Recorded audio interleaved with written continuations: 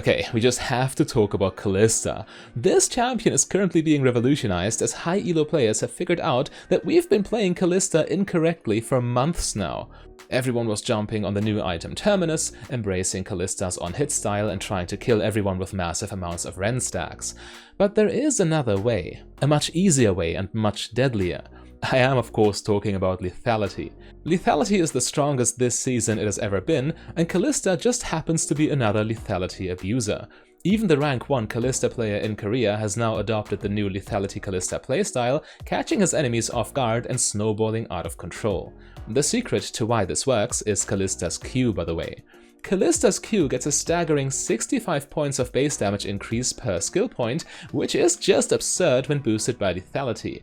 You play her as a burst mage essentially, since by maxing Q right away, you unlock a true one-shot combo in the mid-game.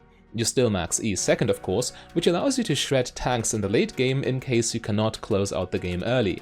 A powerful backup plan for more difficult games most Lethality champions do not have. In any case, in this video I will show you the new rune page that goes with this build, then of course the item build itself, and finally we will have a look at a game played by the rank 1 Kalista player so you can see exactly what he does and how he combos to one-shot his targets. And this last part is naturally the most difficult. Copying runes and items is a matter of seconds, but the decision making and execution in-game is an entirely different beast. However, if you want help with that, I highly recommend the Coaching to Diamond program from my sponsor SoloQ Solution. SoloQ Solution is a League of Legends coaching company, and they only work with the best challenger coaches, which is why I chose them for my partner. In individualized one-on-one coaching sessions, hand-tailored to your needs, the coaches have helped countless players to climb to Diamond Elo, despite the fact most of the students had been hard-stuck Silver for years. But the coach's knowledge makes it easy to pinpoint the exact problem and then provide you with everything you need to start climbing again. Naturally, their service only makes sense for people who play enough solo queue to actually implement what they learn during the coaching sessions, and the benchmark for this would be 15 hours of solo queue per week. But if League of Legends is your main hobby and you want Season 14 to be the season where you finally reach high elo, you can check out the description of this video to book your first session right away. With that being said, let's have a look at the rune page you need to use when playing the new Lethality Kalista. The full page is Hail of Blades, Sudden Impact, Eyeball Collection and Treasure Hunter, with Legend Alacrity and Coup de Grace secondary. As I've said, you play Kalista as a burst mage here, and Hail of Blades is a huge part of the equation. Most of your damage comes from your Q, yes, but your auto attacks also play a role because you want to apply some Ren stacks before then pressing E as well. Hail of Blades is a lot of upfront burst damage, allowing you to get a Q, a couple auto attacks and then an E off to hopefully one-shot the target, but most importantly, this also takes your lane phase to ridiculous levels. Kalista is already a strong early game champion as it is, but with Hail of Blades the enemy have to respect you at all times. Now Sudden Impact is also another perfect rune for the Lethality playstyle. This rune got incredibly buffed due to the Lethality changes in Season 14, and when you add Serrated Dirks and other full Lethality items on top, it just gets ridiculous. Keep in mind, with Kalista's passive, you trigger this all the time. You essentially fight with extra lethality non-stop. Now Eyeball Collection is a perfect rune for snowballing, it's really the only option in the slot, and Treasure Hunter another snowballing rune. The faster you get your lethality items the better, because the earlier you get them, the less armor the enemy will have from champion levels. As you can see, it's all about early game domination and snowballing, so Legend Alacrity is another easy inclusion. You have to get as many autos in as possible when you can, especially during the lane phase, and Legend Alacrity is very front-loaded. It gives you bonus attack speed even at 0 legend stacks, and Kalista with this playstyle still cares about attack speed. Now Coup de Grace is debatable, the rank 1 player likes this one for more burst damage, understandably so, but an alternative would be Triumph if you like that one better. Okay, so now for the item build. So one thing we need to address right away is Kalista's boots. Typically, rushing tier 2 boots is mandatory on Kalista because your boots tier determines how far you dash with your passive dashes, but with this build you're not about kiting around, jumping around and adding more Ren stacks. It's an entirely different playstyle. Yes, you can still do it, you can for example rush Berserker's Greaves, but the rank 1 player does something different. He only sits on tier 1 boots for the little bits of increased dash range and then goes for Ghostblade first, Opportunities second, then finishes boots, usually defensive boots like Plated Steel Caps, then Edge of Night, then Lord Doms, and finally Guardian Angel.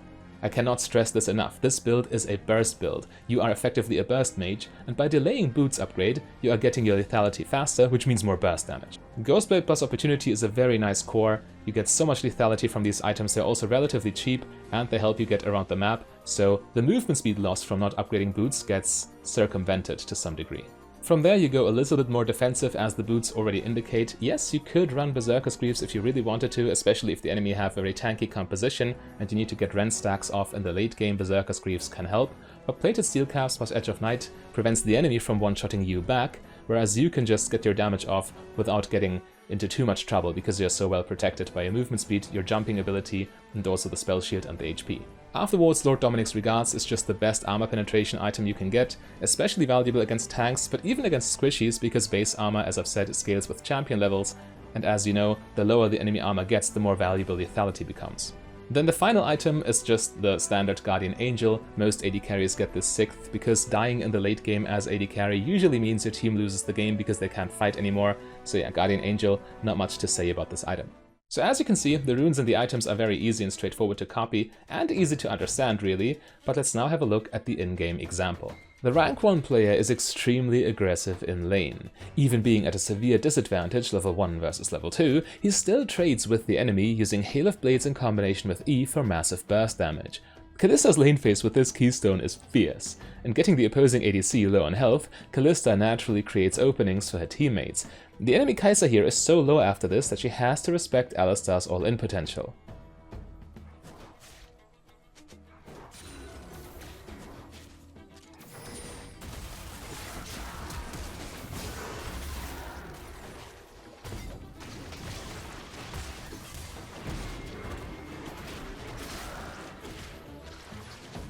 One moment of carelessness, or maybe overconfidence because the jungler was nearby, and Kai'Sa finds herself on the receiving end of Kalista's burst damage again.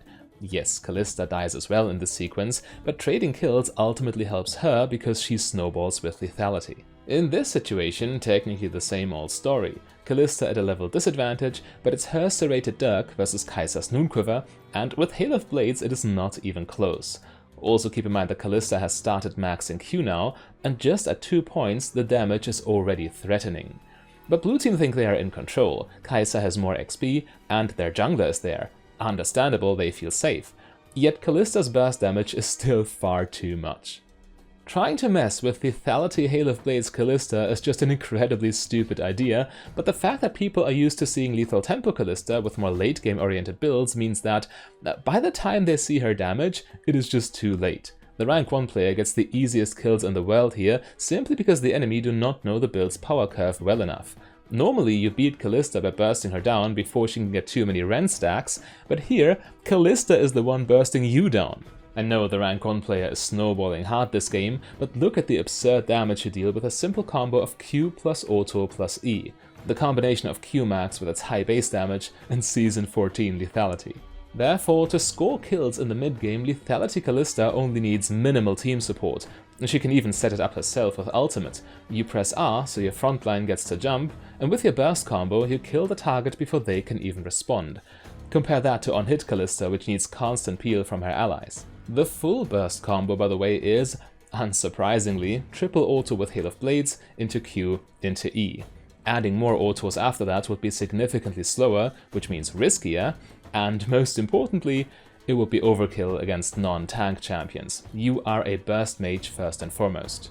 This combo is your bread and butter. It is the ideal follow-up whenever a teammate gets an engage on an opponent, because the combo is usually finished before the enemy can get out of crowd control.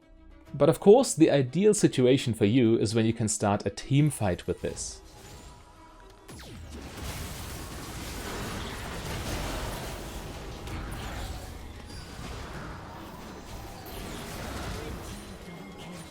With your burst damage, you can end the fight before it really starts, since by deleting one target instantly, you generate numbers advantage for your team, so the rest of the enemy team just has to retreat. My prediction is that this build will take only a slight hit with the coming serrated dirk nerfs. It will still be plenty strong. However, it will become much less explosive once the players catch on and learn how to play against it. So abuse this while it's still hot, and if you want to stomp your enemies as hard as possible with it, then refresh your knowledge on ADC laning strategies by clicking the link on your screen.